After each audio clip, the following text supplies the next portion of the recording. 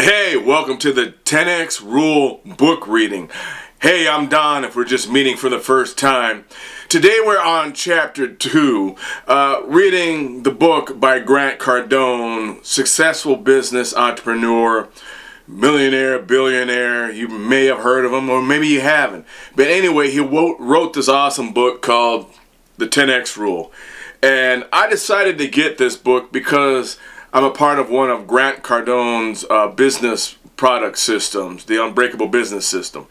And I stumbled on the Grant Cardone way back when I wanted to be a better closer. And so I've always been, I guess you could say, a fan of Grant Cardone and his projects and his products because they've helped put money in my pocket. So when I decided I'm starting a new project, a new venture, I said, you know what? What's going to help me hit a home run with this project? I need to, do something different in my brain, So then I thought, hey, this book came into my life, not by coincidence. I don't believe in a coincidence. This book came into my life, The 10x Rule by Grant Cardone. So I decided, you know what? Why don't I read it to some folks who are maybe in the same position that I am in, where you want to elevate something. You want to take something beyond expectations. You want to 10x. 10x. That's the attitude and the mindset. 10x. So, today we're on chapter 2. And chapter 2, all these chapters are meaty, full of nuggets. I've got plenty of post-it notes and notebook notes. But chapter 2, I'm just going to read a chunk of it, and then I'll interject my anecdotes along the way. All right? Ready? Here we go. Chapter 2. Why the 10x rule is vital. Why the 10x rule is vital. Before we get into how important it is for you to think and operate according to the 10x rule, let me share a little of my own story. For every project in which I've ever been involved, I underestimated the time, energy, money, and effort necessary to bring my project to the point of success. Any client I targeted or new sector of business into which I ventured has always taken 10 times more mail, calls, emails, and contacts than I had originally predicted. Even getting my wife to date and eventually marry me took 10 times more effort and energy than I had calculated. But it was worth every bit. Let me stop right there. I would agree wholeheartedly to all that, even the wife part. It took me 10 times more effort and energy to date and marry my wife than I had originally expected or accounted for. For example, my wife didn't even acknowledge me for like the first 2 months. She hates me telling this story, but I would say hi to her every day when we would cross paths. We always would cross paths. I would say, hey, how are you? And I would get a, hey. She barely even acknowledged me for like the first 2 months. And then one day, I said hello, and she dropped her cell phone and actually made eye contact and said, hi, how are you? That's when I knew. But it took a lot of effort and energy to get my wife, who at the time was just a woman I saw, and I was like, she's the one. It took a lot of effort and energy, 10 times the effort and energy, to get her to remove the cell phone from her face and actually see there was a nice guy on the other end, a human being guy who was nice that you might want to say hi back to. Took 10 times the effort and energy. So I would agree with that, definitely. Now, as far as the 10 times the effort and energy for more mail, more calls, more emails, I made a note on this one in particular because I've been there. When I went to work for a woman's online magazine, it took 10 times everything to get this women's online magazine to the point of it being successful. 10 times more, definitely more calls, more emails, more contacts, more everything. And I didn't know going into it how much more energy and effort it would take until I was in it. Because when you start a new project, a new business venture, you just have no idea how much more effort and energy it will take. You know it's going to take work. You know it's going to take effort and energy. But literally, it takes 10 times the effort and energy that you anticipated. You know, I've been working with models before, but all of a sudden, I had this whole magazine where I was responsible for working with models. 10 times the effort and energy of working with models than I had previously when I was just like a bikini wrangler on a project, not the head of the project, not the person who had to make sure the project came in on budget and on time, and deal with the models and the suits and the fittings and the contacts. And working with a women's online magazine, I had no idea how much more effort it took to get contributing editors and contributing content and you know, getting the website the way we needed it to be, you know, for SEO purposes and all that stuff. So I can say from my own perspective, from my own professional life, that it definitely takes 10 times more mails, calls, emails, and contacts than you originally predicted when you get into any business venture or any project. Definitely. Now, I will say this also. When I'm planning a shoot, I have the plan for the shoot, which is, you know, the day of the days, the budget, what we're going to do. I plan for the shoot. And then now I have a plan B, which you could call the 10x plan. The plan B for the shoot is plan for 10 times more. Plan for 10 times more. And many a times the plan B, the 10x plan for my shoot has saved my butt because plan A didn't turn out the way plan A was supposed to. On many a shoots, I've had that plan B save my butt. I would call the plan B. If you're a plan B person, you're probably in that 10x mindset already. I'm a plan B person when I'm going into the project. Plan B. I plan A and then I go right to plan B. The plan B is all the what if variables, right? Because you can't predict what's going to happen. You can't predict people's attitudes.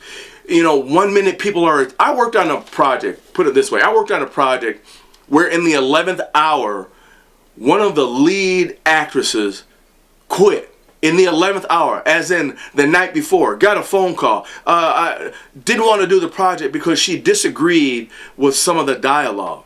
And in the 11th hour. So what did they do? Got rid of the actress and found an actress in the 11th hour who was working on a project in Canada and just so happened to say, yes, I'll do your project. I'm actually coming back to the States. I'll be back in tomorrow on Monday. I remember it vividly because this actress was plan B. Plan A turned out to be an attitude problem. They're like, gone, done. Plan B said, yeah, I'm on board. I love the dialogue. I think it's funny. I think it's witty. When do we shoot? We shoot Monday afternoon. Okay, well, I'm going to be on a plane. By the time she hit the set, it was in 24 hours. This Plan B actress was on set in 24 hours and nailed it. So, have your Plan B ready. If it's a Plan B actress, a Plan B photographer, a Plan B model, have your Plan B ready. A Plan B bikini, because the Plan A bikini, the strings might come apart or it might not fit or whatever. Have a Plan B for your project, because Plan A is a 50-50. It's a good idea, but Plan B always saves the day. All right. Regardless of how superior your product, service, or regardless of how superior your product, service, or proposition is, I assure you that there will be something you don't anticipate or correctly plan. Economic changes, legal matters, competition, resistance to converting, too new of a product, banks freezing up, market uncertainty, technology changes, people problems, more people problems, elections, war, strikes. These are just a few of the potential unexpected events. Okay, that's why you have to 10x plan. Plan B is 10x. 10x plan for things you can't predict, the unvariables, the things that are out of your control, like other people. Okay? Let me move on from that because I could harp on that one all day. 10x thinking and actions are vital. They are the only things that will get you through these events that you can't predict, or people and their problems that are out of your control. When you have underestimated the time, energy, and effort necessary to do something, you will have quit in your mind, voice, posture, face, and presentation. You won't develop the persistence necessary to get your mission accomplished. However, when you correctly estimate the effort necessary, you will assume the appropriate posture.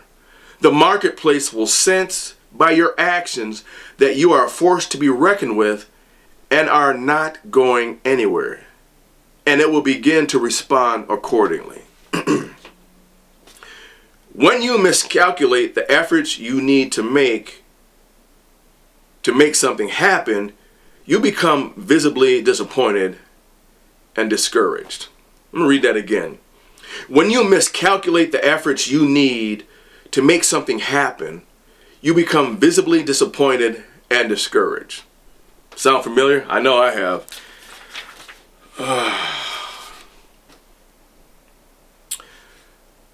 This major mistake should never even cross your mind as an option. Let me go back to this because I'm jumping around in chapter 2 because there's so much here. Okay. Let me do this. Never reduce a target. Instead, increase actions. Never reduce a target. Instead, increase actions. When you start to rethink your targets, making up excuses, and letting yourself off the hook, you are giving up on your dreams. These actions should be an indication that you're getting off track, that you should begin thinking in terms of correcting your initial estimation of effort. The 10x rule assumes the target is never the problem. Any target attacked with the right actions in the right amounts with persistence is attainable. The 10x rule assumes that the target is never the problem. Any target attacked with the right actions in the right amounts with persistence is attainable. One more time. The 10x rule assumes the target is never the problem. Any target attacked with the right actions in the right amounts with persistence is attainable. Even if I want to visit another planet, I must assume that the right actions taken in the right amounts over whatever time necessary will allow me to accomplish this.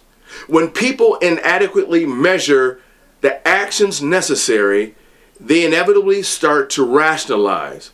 Mankind seems to have this built-in automatic calculator whose only purpose is to explain away failure.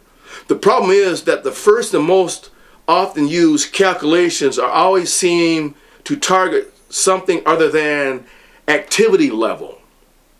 The calculator tends to be more emotional than logical. It judges the project, clientele, economy, and individual to be deficient as a means of justifying why things are not working out. This is probably due to all the false content that has been loaded into the calculations by the media, by the educational system, and our upbringings. Excuses like, the market isn't ready, the economy is bad, this isn't wanted, I'm not cut out for this, or our targets were unrealistic, and on and on and on. Excuses are not solutions. But more often than not, it is simply that you just haven't correctly assessed the amount of action necessary. Regardless of the timing, the economy, the product, or how long your venture is, or how big your venture is, the right acts done to the right degree over time will make you successful. Assume that every project you attempt will take more time, more energy, more money, more effort, and more people than you can imagine. Multiply every expectation you have by 10 and you will probably be safe. If it doesn't take 10 times more than anticipated, great.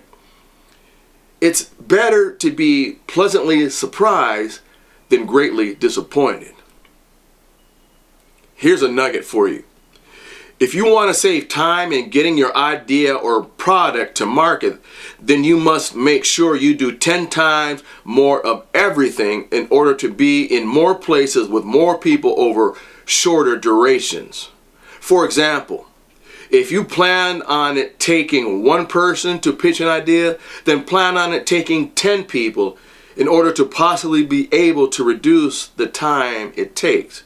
But remember, 10 times more people will take 10 times more money, and someone will have to manage those people.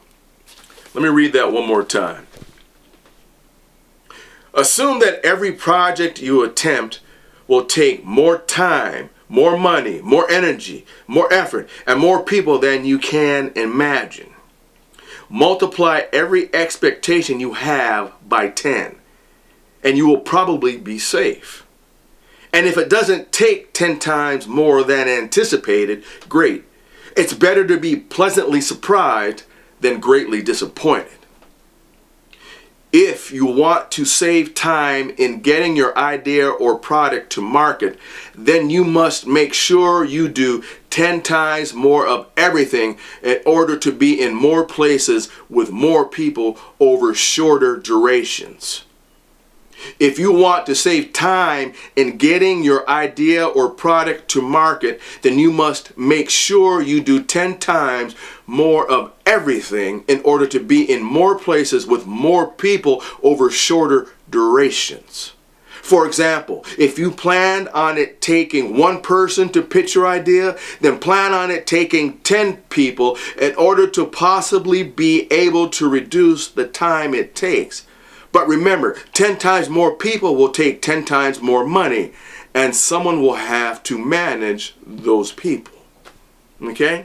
So if you're a person who's working on a project, you're in the startup phase, the beginning phases of a project, if you want to save time in getting your idea or product or project to market, then you must make sure you do 10 times more of everything in order to be in more places with more people over shorter durations.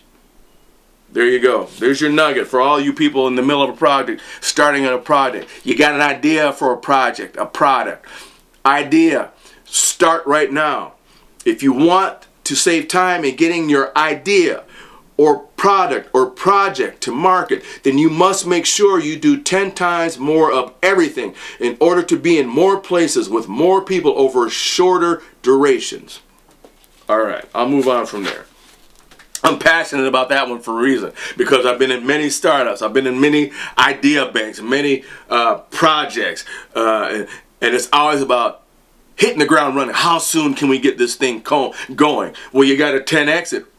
You got to be in 10 more places. You need 10 times more effort, okay? You need 10 times more effort, 10 times more people, 10 times more of everything in order to be in more places with more people over shorter durations. So plan on 10xing your efforts right now. How many more places can I be with this project or idea? How can I get 10 more people, 10 more posts, 10 more blog sites, whatever. 10 more of everything to get it to where it needs to be in a shorter duration. If you want to, shorten the startup phase of an idea or a product or a project. All right? For some reason, people who develop an idea about something they want to bring to market tend to embrace a sense of optimism that frequently causes them to grossly misjudge what it will take to complete their project. While enthusiasm for any project is clearly important, you cannot forget one important fact. Your potential customers are not as enthusiastic about this project because they don't even know about it yet. The potential market is likely just starting to wrap its head around the notion. Then too, there is the possibility of apathy, that there will be no interest whatsoever. I'm not telling you to be pessimistic, just be prepared. Tackle your project with the 10x rule, like your life depends on it. Manage every action as though you have a camera on you every step of the way.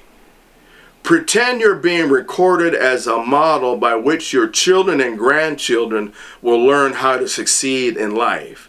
Attack everything with the ferociousness of a champion athlete who is getting his last opportunity to claim his pages in the history books. And always remember to follow through completely. That is the great common denominator of all winners. They see every action through to completion. Make no excuses and adopt a take no prisoners attitude. Approach every situation with an in it to win it, whatever it takes mindset. Sound too aggressive? Sorry, but that is the outlook required to win nowadays. I know you've probably heard this before, but success doesn't merely happen. It is a result of relentless, proper actions taken over time. Only those who operate with their appropriate view and corresponding actions will have success. How'd you like that one for today? Okay, food for thought. What is the first action that most people, including managers, have when they are not hitting their targets? What is the first reaction? Let me read that again. What is the first reaction that most people, including managers, have when they're not hitting their targets? Reducing the target. Managers make the mistake. I worked for a sales office where managers were notoriously reducing the target. I personally hate it when managers going, we're not hitting our target, so let's reduce the target. No, because when you reduce the target, you reduce the action, you reduce the energy. What you're saying is, we're failures, so let's reward you for being a failure by reducing your ability. Don't reduce the target, managers. Increase the target and push. I'm just saying. Even Grant Cardone is saying, don't reduce your target, managers. Reevaluate your target and increase the action to hit the target. Just saying. All right. So that's our read of chapter 2, why the 10x rule is vital. Hope it helps somebody. Stay tuned. We'll be back for more. Chapter 3 coming up. It's juicy.